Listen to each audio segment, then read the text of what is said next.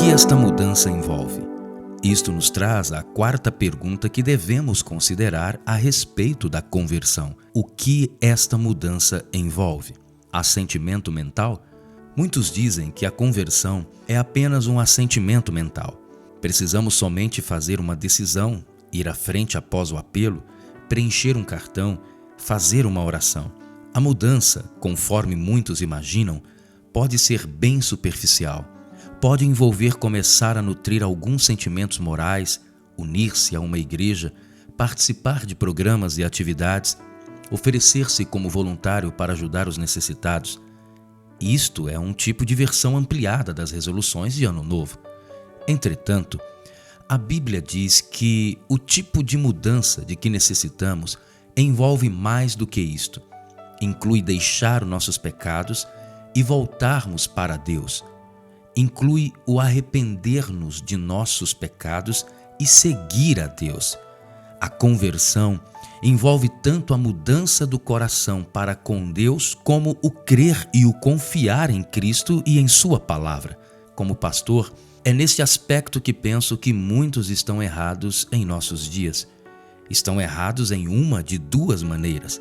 Primeiro, há o problema das pessoas que não acham que são convertidas, quando elas realmente o são.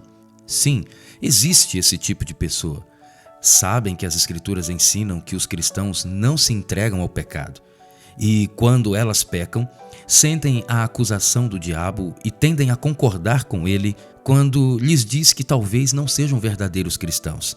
Ó, meu amigo hesitante e inseguro, se este é o seu caso, se você está disposto a concordar com o diabo, sempre que você peca, permita-me exortá-lo a não desistir de reconhecer a bondade de Deus para com você, a boa obra que Ele fez em seu coração, a obra que talvez até os seus amigos tenham visto Deus fazer em você. Podemos nos unir a Joana d'Arc em sua oração proferida quando alguns juízes lhe dirigiram uma pergunta astuta e enganosa. Perguntada sobre se ela sabia que permanecia na graça de Deus, ela respondeu: "Se não estou, que Ele me coloque em sua graça. Se estou, que Ele se agrade em me preservar ali." Esta seria uma boa oração para todos nós. O coração verdadeiramente convertido, verdadeiramente mudado e verdadeiramente cristão pode dizer juntamente com John Newton: "Não sou o que eu devo ser. Não sou o que desejo ser. Não sou o que espero ser.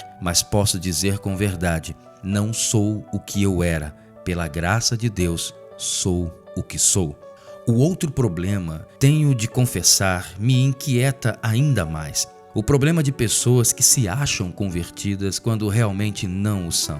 Todos os pastores conhecem esse problema. Talvez você já ouviu falar de Spurgeon, o grande pregador de Londres no século XIX. Certa vez, ele andava por uma rua quando um bêbado que se encostava a um poste lhe perguntou em voz alta: "Ei, Sr. Spurgeon, se lembra de mim?" Spurgeon lhe respondeu: "Não, e por que deveria lembrar-me?" O homem lhe disse: "Porque eu sou um de seus convertidos." A isso Spurgeon replicou: "Bem, você deve ser um dos meus convertidos, mas certamente não é um dos convertidos do Senhor." Como pastor, Spurgeon estava bem familiarizado com este problema, especialmente entre pessoas que iam à igreja com frequência para aprender a falar de modo diferente, falar sobre a Bíblia e sobre o cristianismo. Como pastor, Spurgeon estava bem familiarizado com este problema, especialmente entre pessoas que iam à igreja com frequência para aprender a falar de modo diferente, falar sobre a Bíblia e sobre o cristianismo, mas cujos corações não haviam sido mudados para que vivessem de modo diferente. Em um sermão, ele descreveu estas pessoas que estavam certas de que haviam sido convertidas e se mostravam felizes em falar sobre isso, embora suas vidas não parecessem refleti-la. Eles dizem que são salvos e se apegam a isso, e consideram uma impiedade alguém duvidar disso, mas não têm qualquer motivo para garantir sua confiança. Há aqueles que estão prontos a se sentirem completamente seguros, há outros para os quais falar sobre isso será mortal. Há uma grande diferença entre a presunção e a plena segurança. A plena segurança é algo racional, está fundamentada em um alicerce firme. A presunção admite algo como certo e como ousadia afirma possuir aquilo que não tem qualquer direito.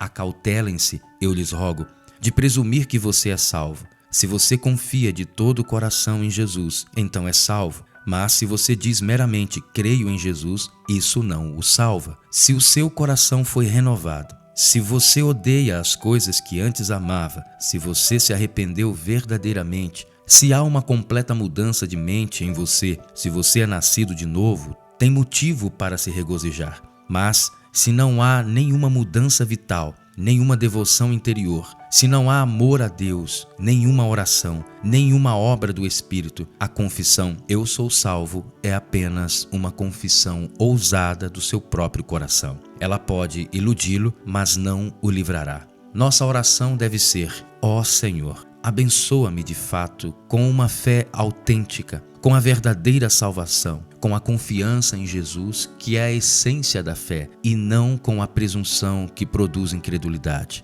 Ó Deus, guarda-nos de bênçãos imaginárias. Temos de compreender que é possível alguém ser um membro ativo de uma igreja local e, apesar disso, não ser um verdadeiro membro do povo de Deus. Resolução moral?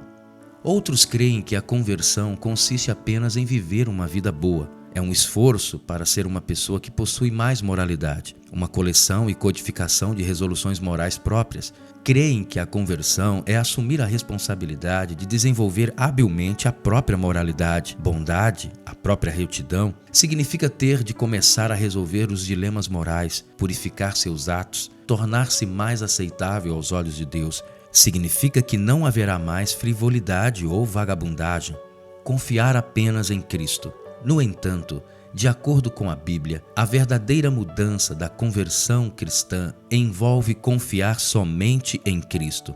Não estamos apenas tentando justificar a nós mesmos diante de Deus e melhorar nossa vida um pouco mais neste ou naquele aspecto, achando que, de algum modo, essas mudanças encobrirão de Deus os nossos pecados ou farão nosso coração parecer justo diante dele. Esta mudança envolve a plena compreensão de que nunca iremos suficientemente à igreja, nunca ensinaremos o bastante na escola dominical, nunca ofertaremos tanto o nosso dinheiro, nunca seremos tão felizes, gentis e contentes em nossa religião a ponto de merecermos a bondade de Deus para conosco.